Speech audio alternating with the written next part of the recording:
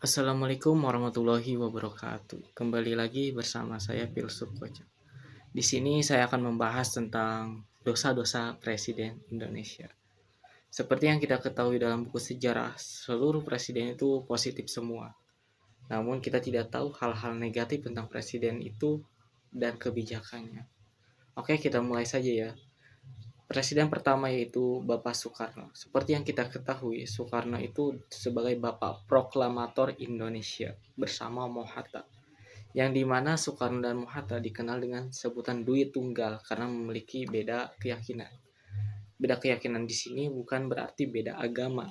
Beda keyakinan di sini adalah berbeda dalam hal bentuk negara. Menurut Soekarno, negara Indonesia itu bagusnya negara kesatuan. Sedangkan menurut Mohatta, negara Indonesia bagusnya itu federasi agar setiap wilayah memiliki otoritasnya masing-masing agar setiap daerah bisa maju menurut daerahnya masing-masing seperti itu. Namun di era itu akhirnya yang menang adalah Soekarno. Karena pada saat itu juga apa ya istilahnya diberikan kesempatan oleh Jepang pada saat akan memproklamasikan Indonesia. Namun pada saat itu ditanya kepada Soekarno dan kepada Mohatta, mau seperti apa bentuk negara Indonesia.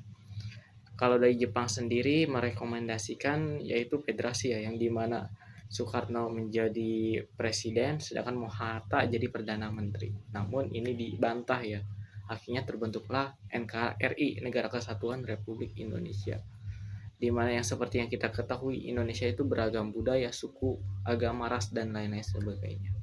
Oke, kesalahan pertama Presiden Soekarno yaitu menjadi mandor Romusa. Seperti yang kita ketahui, Romusa adalah kerja paksa yang ditanamkan oleh Jepang, di mana Soekarno sendiri diangkat menjadi mandor Romusa sebagai kepercayaan Jepang untuk membantu Jepang dalam Perang Dunia Kedua, di mana orang Indonesia saat itu disuruh oleh Soekarno agar membantu Jepang. Seperti apa ya, peta atau membangun, memindahkan barang-barang dan sebagainya, sampai-sampai banyak sekali ribuan apa jutaan ya orang Indonesia yang meninggal akibat perintah Soekarno ini sebagai mandor Musa. Bahkan bukunya juga ada ya, buku karyanya Pak Soekarno langsung mengenai dosa-dosa beliau. Yang kedua yaitu tukang kawin. Seperti yang kita ketahui, Pak Soekarno itu doyan kawin ya. Di mana yang pertama beliau menikah dengan putrinya Cokro Aminoto, yaitu gurunya sendiri ya, yang dikenal dengan guru bangsa Indonesia, namanya Pak Cokro Aminoto. Di mana Pak Soekarno menikah dengan anaknya, dengan putrinya. Lalu menikah lagi dengan Ibu Fatmawati. Kemudian menikah lagi dengan orang Jepang dan seterusnya. Nah, yang kedua tukang kawin. Kemudian yang ketiga yaitu menaikkan inflasi hingga 600% di akhir fasenya. Di mana pada saat itu rakyat menjerit karena makanan naik berkali-kali lipat. Kemudian yang keempat, seperti hal yang kita ketahui pada saat era Indonesia 1945 hingga 1965 itu ada beberapa tahun yang dimana Malaysia ingin memerdekakan diri, dimerdekakan oleh Inggris. Nah, setelah mendengar itu Soekarno melakukan agresi militer kepada Malaysia, namun gagal ya, kalah. Meskipun pada saat itu dibantu oleh PKI dan akhirnya kalah. Kemudian yang kelima, ada ini masih dugaan ya, dugaan sebagai dalang kasus G30 SPKI. Kenapa dianggap dalang? Karena setahu saya ya, Pak Soekarno ini dekat dengan PKI dan dekat dengan juga TNI. Pada saat itu di sisi kanan ada Dewan Jenderal, di sisi kiri ada PKI. Dan pada saat itu juga Indonesia itu dianggap adik komunis ketiga ya oleh Soviet. Karena pada saat itu juga terjadi perang dingin ya, yang dimana banyak negara yang berpihak satu sama lain. Dan pada saat itu Soekarno lebih cenderung dominan ke kiri ya, dominan ke Soviet. Kemudian yang kedua ya, Presiden Soeharto. Seperti kita yang ketahui ya, di era Soekarno di akhirnya itu adalah inflasi 600%. Kebaikan Pak Soeharto ketika menjabat yaitu menurunkan inflasi yang begitu besar yang tadinya 600% turun ya, menjadi 2% lalu di akhir naik lagi 77%. Namun itu adalah langkah yang bagus dalam menekan inflasi di awal pemerintahan Pak Soeharto. Kemudian yang kedua yaitu menurut film Lapran ya. Saya pernah menonton hingga selesai bahwasanya di era Soeharto terjadi apa ya istilahnya kayak genosida anggota PKI dan orang-orang yang berkaitan dengan PKI, baik orang yang memiliki bendera PKI, yang memiliki perintah PKI, surat PKI, yang berkaitan dengan PKI semuanya dikumpulkan lalu digenosida. Itu yang kedua. Ya itu yang pertama ya. Yang kedua adalah Pak Soeharto sendiri juga diduga terlibat dalam kasus G30 SPKI. Seperti yang kita ketahui, korban G30 SPKI yang 7 orang itu mayoritas itu adalah Dewan Jenderal TNI Angkatan Darat, di mana seperti yang kita ketahui, Pak Soeharto juga adalah TNI Angkatan Darat sebagai apa ya perwira atau apa ya, karena memiliki posisi yang tinggi, namun beliau tidak diincar. Ada dugaan beliaulah yang menjadi dalang G30 SPKI untuk menggulingkan Pak Soekarno juga ya, seperti itu. Kemudian yang ketiga adalah Petrus, penembak misterius. Di sisi lain, Petrus itu sangat bagus ya, di mana menghilangkan akar kejahatan dengan menembak mati orang-orang yang berbuat jahat di tempat. Ibaratnya yang punya tato, orang yang membegal, orang yang mencuri, semuanya dilenyapkan. Karena itu di era Soeharto jangan heran jika kalian melihat mayat berserakan di selokan, di sungai dan sebagainya, itu adalah korban Petrus ya, yang dimana itu adalah kriminal-kriminal yang dihanguskan oleh pemerintah pada saat itu. Kemudian yang ketiga, apa yang keempat ya? Seperti yang kita ketahui di era Pak Soeharto itu memiliki kasus korupsi yang besar ya.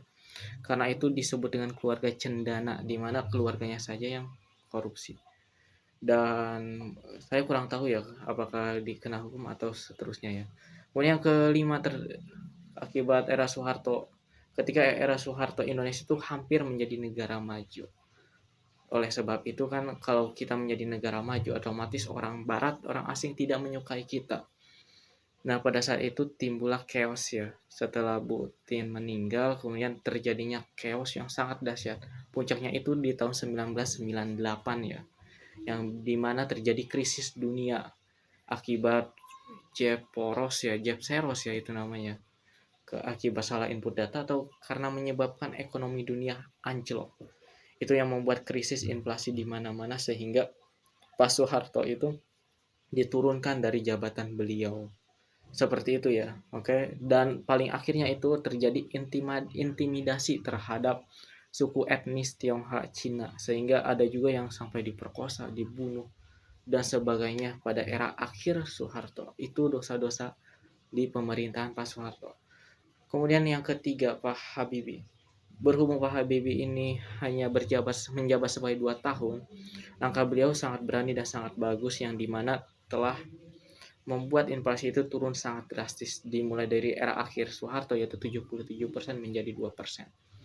Mungkin negatifnya hanya satu ya karena jabatannya juga hanya sebentar, yaitu lepasnya Timor Timur menjadi negara Timor Leste. Saya kurang tahu apakah operasi Seroja yang apa ya istilahnya memerangi kaum Timor Timur baik tentara Indonesia dengan Timor Leste itu terjadi di era Soeharto atau Habibie. Saya kurang tahu ya, kurang tahu banyak itu. Kemudian era Gus Dur ya. Era Gus Dur itu istilahnya apa ya? Adem ya karena era Gus Dur itu era transisi, era yang dimana mengubahnya era orde orde baru menjadi era transisi atau era transformasi menjadi baik. Namun sayangnya kan pada saat era Gus Dur juga sebentar ya, hanya 2 tahun 3 tahun ya kalau nggak salah. Itu pun karena Gus Dur punya inisiatif ingin membubarkan DPR, alhasil dilengsarkan oleh pemerintah. Padahal seperti yang kita ketahui era Gus Dur itu era pluralisme di mana setiap orang berbeda agama, berbeda ras, bisa bercengkrama, bisa diskusi bersama bareng. Bahkan di era Gus Dur sendiri itu terjadi hari libur pada saat Ramadan sebanyak 1 bulan full. Itu sangat hebat. Namun negatifnya mungkin di era Gus Dur itu menjalin menjalin pertemanan dengan pejabat tinggi Israel ya. Ini yang sangat disayangkan mungkin oleh beberapa orang. Bahkan ada videonya ya di internet, mungkin agak lama. Kemudian selanjutnya itu Bu Megawati ya, presiden kelima. Di era Megawati sendiri ya, banyak menjual aset dan pulau untuk melunasi hutang-hutang negara. Dan mungkin hanya segitu ya yang saya tahu ya tentang era Megawati. Kemudian yang keenam SBY. Pak SBY ini sangat bagus ya, apalagi berhasil menekan inflasi dan hingga menaikkan ekonomi investasi. Namun negatifnya mungkin tragedi Hambalang, kemudian apa ya, banyak proyek yang mangkrak. Terus dimulainya bansos itu di era akhir SBY. Selanjutnya era Pak Jokowi.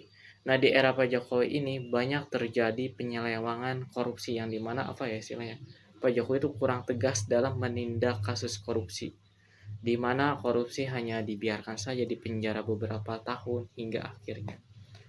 Dan banyak sekali proyek yang mangkrak ya, terutama IKN yang belum selesai, kemudian proyek apalagi ya, banyaknya bangunan tambang liar sehingga tidak dihentikan karena saking bagusnya, saking baiknya, jadi kurang tegas dalam menindak orang-orang atas yang dimana tidak bertanggung jawab dan tidak konsekuensi terhadap apa yang mereka lakukan.